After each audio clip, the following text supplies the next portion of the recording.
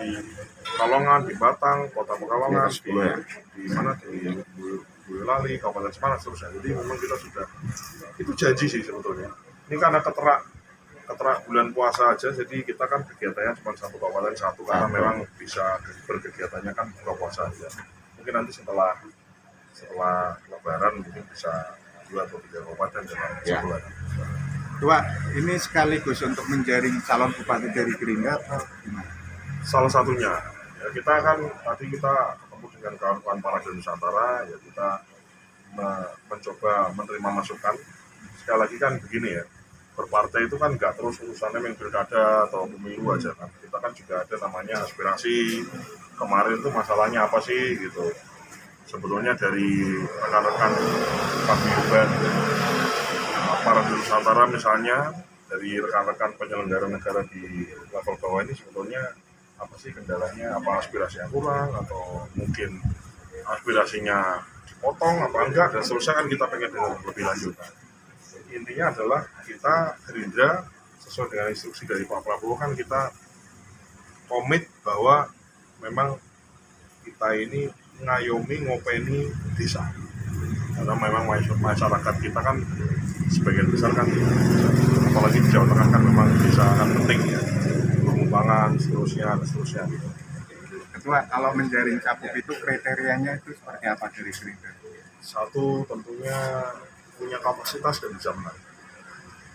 Jadi kan kadang-kadang bisa menang, tapi kalau orangnya enggak punya kapasitas dan integritas kan juga buat apa. Jadi kita butuh yang punya integritas, kejujuran, punya kapasitas dan bisa menang. Kadang-kadang orangnya punya kapasitas tapi nggak bisa menang. Ya.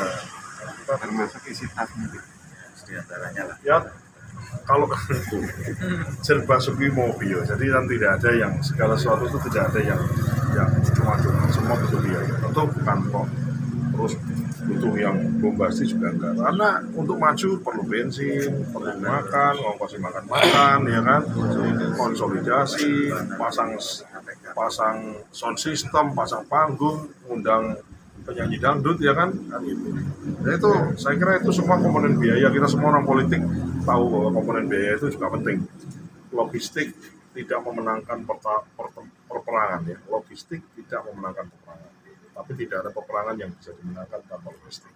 Sejauh ini sudah ada berapa nama cakup calon bupati? Calon bupati di Kabupaten Tegal. Ya belum sih, kita belum bahas, masih tahap awal, belum mau. Ada penjajakan koalisi dengan partai lain? Oh tentu pasti. Kita kan bukan kita menjajaki ya pasti gitu. Tapi juga partai lain juga menjajaki kita. Ya.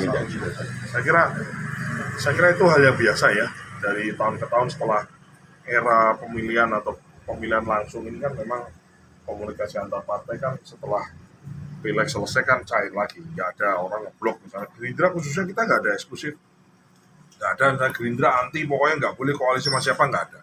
Kita koalisi dengan siapapun demi rakyat. Yang jelas mungkin koalisinya tim mungkin. Yang jelas paling tidak untuk diajak bicara agak mudah di tahap sekarang ya tentu koalisi Indonesia Maju, tapi bukan terus melulu menutup yang lain gitu. Tapi sekali lagi yang itu tadi, kan Kim itu kan teman berjuang, jadi relatif komunikasinya lancar, kontak-kontakannya lancar. Ya, kalau yang lain kan mungkin masih harus nunggu keputusan sidang MK misalnya gitu kan, atau karena menunggu keputusan sidang MK, maka pimpinan di Jakarta belum kasih lampu hijau, sehingga kadang-kadang kendalanya di situ aja. Kalau di level bawah sini sih rasanya masih pengen ngomong-ngomong sebetulnya, tapi ya kita nunggu. Saya kira Gerindra itu kita terbuka dengan siapapun, dengan PDI Perjuangan, dengan Nasdem, dengan PKB, dengan partai di luar kita open, cair semua. Gitu. Iya. Kaji Mumi masuk kriteria calon yang bisa diusung Gerindra nggak? Ya termasuk satu yang memang kita pertimbangkan. Ya. Termasuk satu calon yang kita pertimbangkan. Oke, cukup. Jangan lupa dikit ya.